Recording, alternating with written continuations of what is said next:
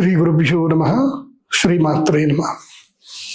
ఈ రాశి ఫలాలు ఎప్పటి వరకు అంటే దసరా వరకు ఈ రాశి ఫలాలు వ్యాలిడ్. ఇప్పుడు చెప్పేటువంటి రాశి ఫలాలు అప్ టు దసరా వరకు, అక్టోబర్ వరకు, అంటే ఆగస్టు సెప్టెంబర్ ఈ 2 monthsకి అయితే ఈ యొక్క రాశి ఫలాలు వ్యాలిడ్ ఉంటాయి. కాబట్టి చెప్పేది జాగ్రత్తగా వినండి. ఎందుకోసమంటే గురుగ్రహం మళ్ళీ అక్టోబర్లో మారుతాడు, నవంబర్లో మారుతాడు. గురుగ్రహం మారేంత వరకు ఈ రాశి ఫలాలు వర్తిస్తాయి. ఎవరెవరికో చెప్తాను వినండి. వృషభ రాశి వారికి ప్రస్తుతము ఈ టైంలో ఇది జూలై, ఆగస్టు, సెప్టెంబర్, అక్టోబర్ వరకు ఈ 4 నెలల వరకు ఎలాంటి పరిస్థితి ఉంది అని అంటే మంచి సమయం ఉంది. ఇప్పుడు అప్పు అయ్యే సమయము వృషభ రాశి వారికి అప్పు అవుతుంది, గ్యారెంటీగా అప్పు అవుతుంది, దాంట్లో ఏ డౌట్ లేదు. ధనము వస్తుంది, అలాగే అప్పు అవుతుంది. అప్పు చేయాల్సిందే. దేనికి అప్పు చేయాలి అని అంటే హౌసింగ్ లోన్కి అప్పు చేయాలి తప్పకుండా. వృషభ రాశి వాళ్ళు ఎవరైనా సరే 8 ఏళ్ల నుంచి తీసుకొని 60 ఏళ్ల వరకు ఎవరున్నా సరే వాళ్ళ పేరు మీద వాళ్ళని నమ్ముకొని, ఇప్పుడు మీ పిల్లలు 8 ఏళ్ళు ఉన్నారనుకుందాం, వాళ్ళ వృషభ రాశి అనుకుందాం, మీకు ఇల్లు లేదు, వీడి కోసం నేను ఇల్లు కొంటున్నా, నా కూతురి కోసం ఇల్లు కొంటున్నా అని ఆలోచన చేస్తూ మీరు ఇల్లు కొనే ప్రయత్నం చేయండి, మీకు సొంత ఇల్లు అయిపోతుంది. ముఖ్యంగా వృషభ రాశి వారికి ఈ సంవత్సరం 2025 జూలై, ఆగస్ట్, సెప్టెంబరు, అక్టోబర్ ఈ 4 నెలల్లో గృహయోగ సిద్ధి ఉంది. కాబట్టి ఎట్టి పరిస్థితుల్లో దసరా నవరాత్రుల్లో గృహప్రవేశం అయ్యేటట్టుగా అపార్ట్మెంట్ కానీ ఏదైనా సరే కొనుక్కోండి. లేదంటే ఇప్పుడు వచ్చే శ్రావణ మాసంలో అయినా సరే మీకు స్థలం ఉంటే భూమి పూజ అయినా చేయండి. ఎక్కడి నుంచే ఒక దగ్గర మీకు ధనయోగం సిద్ధే అవకాశం అయితే ఉంటుంది. ఎందుకోసం అంటే 11వ స్థానము లోపల శని, 2వ స్థానములో గురువు, కాబట్టి దశమ స్థానంలో కూడా రాహు ఉన్నాడు. కాబట్టి మీకు ఎక్కడో ఒక చోట డబ్బు పుడుతుంది, మంచే జరుగుతుంది. కాబట్టి 20-25% నెగిటివ్ ఉంటుంది. ఏంటంటే జస్ట్ అది ఎలాంటి నెగిటివ్ అంటే ఏంటంటే అన్నదమ్ములతో వైరం ఏర్పడుతుంది, అన్నదమ్ములతో ఎక్కువగా మాట్లాడాలి, తర్వాత కుటుంబంలో కూడా తక్కువగా మాట్లాడాలి, ఎక్కువగా పని చేయాలి. ఇది గనక వృషభ రాశి వారు పెట్టుకొని వెళితే గనక అద్భుతాలు సాధించే అవకాశం ఉంటుంది. ముఖ్యంగా సరికొత్తగా వస్త్ర వ్యాపారం ఏవైనా చేయాలి అనుకుంటే వృషభ రాశి వారికి వస్త్ర వ్యాపారము, బంగారం వ్యాపారము, అదేవిధంగా వెండితో, ఇప్పుడు బంగారం ధర పెరిగిపోయింది కాబట్టి వెండి పైన 1 గ్రామ్ గోల్డ్ వేసి చాలామంది జ్యువెలరీ తయారు చేస్తున్నారు. ఇలాంటి జ్యువెలరీ మేకింగ్ బిజినెస్లో కానీ, ఫుడ్ ప్రాసెసింగ్ బిజినెస్లో కానీ వృషభ రాశి వారికి బాగా కలిసి వస్తుంది. కాబట్టి వృషభ రాశి వారు ఈ రకమైన వ్యాపారాలు చేసుకున్న మంచిదే. హవెవర్ ఈ సంవత్సరంలో టాప్ 5లో ఉన్నది మాత్రం వృషభ రాశి వారే. కాబట్టి ఈ ఛాన్స్ అస్సలు మిస్ చేసుకోవద్దు. వృషభ రాశి వారు ఈ 4 నెలల్లో ప్రోగ్రెసివ్గా రండి, గృహయోగ సిద్ధి కలిగించుకోండి. అయితే కొంచెం ఏంటంటే గనక వీళ్ళకి కేతు గ్రహము జస్ట్ ఎలా వెళ్ళిపోయాడంటే 5వ స్థానంకి కేతు వచ్చేసాడు.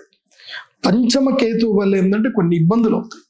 పంచమ కేతు, దశమ రాహు వల్ల ఇబ్బందులు అవుతాయి. దానికి వారాహిమాల ఒకటి ఉంటుంది. వారాహిమాలను తప్పకుండా మీరు మెడలో ధరించండి.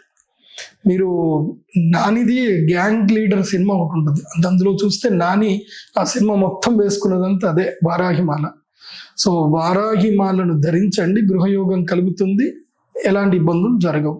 చంద్రగ్రహణం ప్రత్యేకంగా ఒక్కసారి మాత్రమే, అంటే మన హిందూ క్యాలెండర్ ప్రకారం చూసుకుంటే 2 సంవత్సరాలు, జనరల్ క్యాలెండర్ ప్రకారం చూసుకుంటే మాత్రం ఒక్కసారి. ఉత్తరాయణ పుణ్యకాలంలో రాబోతుంది. దక్షిణాయన పుణ్యకాలం, ఉత్తరాయణం అనేది కట్ చేయాలి. దక్షిణాయన పుణ్యకాలములో ఈ యొక్క చంద్రగ్రహణం రాబోతుంది. దక్షిణాయనములో చంద్రగ్రహణం రావడం వల్ల ఒక మంచి బెనిఫిట్ ఉంటుంది. దక్షిణాయనములో దేవతలు ప్రధాన కాలము అంటారు. సూర్యుడు మనకి ఎనర్జీని ఇచ్చేటువంటి కాలం. ప్రధాన కాలంలో చంద్రగ్రహణం సంభవించినప్పుడు ఎవరైతే గనక ఈ చంద్రగ్రహణము జరిగేటువంటి కాలములో చంద్ర అమృత సిద్ధి తంత్రం అనేటువంటి ఒక యాగం ఉంటుంది.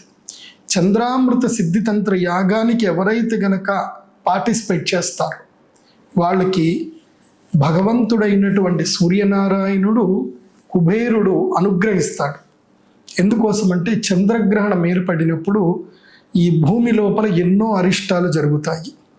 మీకు అందరికీ బాగా తెలిసిన విషయమే, నేను మళ్ళీ చెప్పాల్సిన అవసరం లేదు. గ్రహణము పర్వకాలము అంటారు. పర్వకాలం అంటే ఏమిటి అంటే అత్యంత శ్రేష్టమైనటువంటి పుణ్యకాలము. ఎందుకు పుణ్యకాలము? చంద్రుడికి గ్రహణం జరిగితే అరిష్టము కదా, చంద్రుడు కనబడట్లేదు కదా, దాన్ని పుణ్యకాలం అని ఎలా చెప్తున్నారు అని అంటే, దేన్ని పుణ్యకాలం అంటారు అంటే, ఏదైతే గనక సమయములో మనము చేసేటువంటి పూజ, యాగము, తర్పణము, జపము, ధ్యానము, ఏ సమయంలో అయితే మనము ఇవన్నీ చేస్తామో ఆ చేసినటువంటి పుణ్య ఫలితము ద్విగుణీకృతమై, అంటే 10 రెట్లు కాదు 100 రెట్లు మనకి ఎప్పుడైతే ఫలితాన్ని ఇస్తుందో దాన్ని పర్వకాలము అంటారు. సమయము లోపల పర్వకాలాలు ఉంటాయి.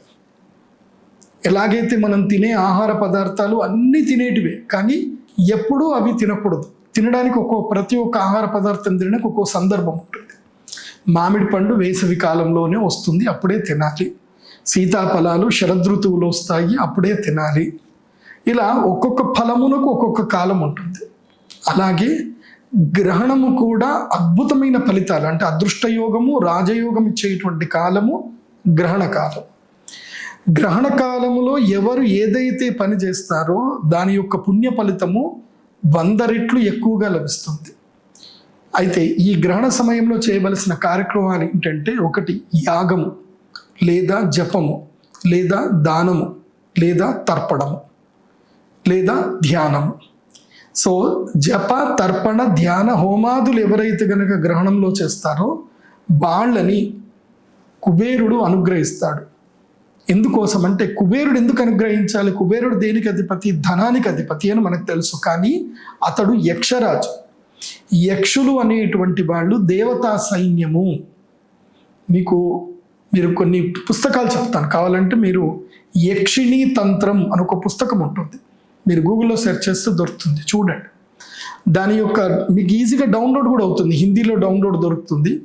యక్షిణీ తంత్రం అని చూడండి. ఒక్కొక్క యక్షిణికి ఒక్కొక్క శక్తి ఉంటుంది. యక్షులు ఏంటంటే వరాలు ఇచ్చేటువంటి వాళ్ళు యక్షులు.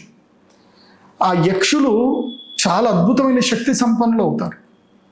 విద్యా యక్షిణి ఉంటుంది, ధైర్య యక్షిణి ఉంటుంది, ధన యక్షిణి ఉంటుంది, జ్ఞాన యక్షిణి ఉంటుంది, సూక్ష్మదర్శిని యక్షిణి ఉంటుంది, తర్వాత నిధి దర్శన యక్షిణి ఉంటుంది. ఇలా చాలా యక్షిణులు ఉంటాయి. పెద్ద సైన్యం అది.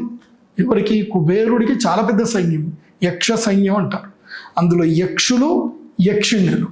అందుకే మనం పాత సినిమాలో కనుక చూస్తే ఒక డైలాగ్ ఉంటుంది, యక్ష గంధర్వ కిన్నర కింపురుషాదులకు అని అంటారు. అంటే దేవతల్లో కేటగిరీస్ ఉంటాయి. దేవతల్లో ఏంటంటే సైనికులు, ఎవరైతే వరాలు ఇచ్చేటువంటి వాళ్ళు, శక్తి సంపన్నులు, సైన్యములో ఉండేటువంటి వాళ్ళు యక్షులు. తర్వాత దేవతలకి ఎంటర్టైన్మెంట్ చేసేటువంటి వాళ్ళు కిన్నరుడు, అంటే మృదంగము, సంగీతము, వాద్యము ఇదంతా చేసేటువంటి వాళ్ళు కిన్నరుడు. తర్వాత గంధర్వులు. ఈ గంధర్వులు ఏంటంటే ఎప్పుడు కూడా కళా వినోదంలో ఉండేటువంటి వాళ్ళు గంధర్వులు. వీళ్ళు దేవతలని ఎప్పుడు కూడా వాళ్ళకి సేవ చేస్తూ ఉంటారు, దేవతలకి కావలసినవన్నీ కూడా చేస్తూ ఉంటారు. వీళ్ళు దేవతల యొక్క పర్సనల్ స్టాఫ్ అని కూడా చెప్పవచ్చు. తర్వాత కింపురుషులు. ఈ కింపురుషులు ఏంటంటే పూర్తిగా ఏదైతే దేవతల యొక్క అడ్మినిస్ట్రేటర్లో ఏదైతే ఉంటుందో అడ్మినిస్ట్రేటర్ వర్క్, అంటే మనకి గవర్నమెంట్ ఎంప్లాయీస్ ఎట్లానో అట్లా దేవతల్లో గవర్నమెంట్ ఎంప్లాయీస్ లాగా. గంధర్వులు ఎవరు అని అంటే దేవతల లోపల ప్రధానమైనటువంటి ఎవరైతే కనుక అడ్మినిస్ట్రేటర్లో ఉండేటువంటి, లైక్ ఐఏఎస్, ఐపీఎస్ కేటగిరీ మనం అనుకుంటాం కదా, అలాంటి కేటగిరీ. తర్వాత అందులోపలనే మళ్ళీ ఎంటర్టైన్మెంట్ ఫీల్డ్ వస్తుంది, ఇంకా అన్నీ వస్తాయి. అందులోపల యక్షులు చాలా కీలకం. యక్షులు ఎవరు అని అంటే గనక వాళ్ళకి పూర్తి తెలివితేటలు ఉన్నటువంటి వాళ్ళు. విమాన యక్షిణి ఉంటుంది, సౌభాగ్య యక్షిణి ఉంటుంది, వాళ్ళకి ఎన్నో కేటగిరీస్ ఉంటాయి. అలాంటి యక్షులు ఎవరు అంటే సైన్యము అని.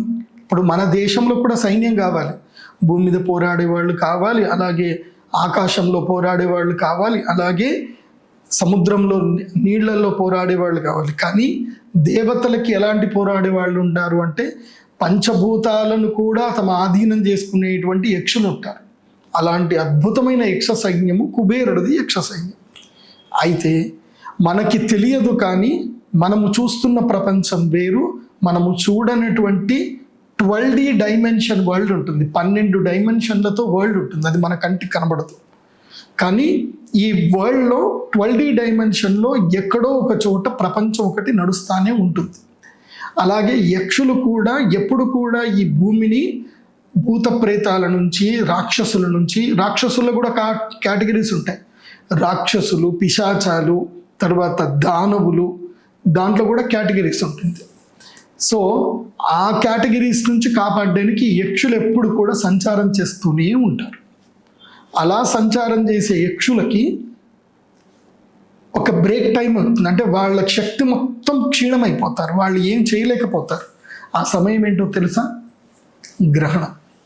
అందుకే మీరు పాత గ్రంథాలు ఏవి చూసినా గ్రహణం చాలా కీలకం.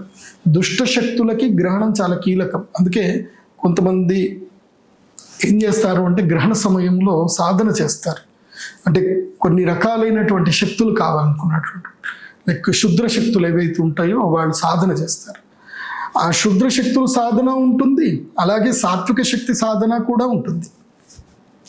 సాత్విక శక్తి సాధన అవ్వాలి అని అంటే ఏమిటంటే మనము ఈ యొక్క నేను చేసేటువంటి తంత్రం, నాకు తెలిసి అవి కూడా ఉంటాయి, క్షుద్ర క్రియలు కూడా చేసేటట్టుంది.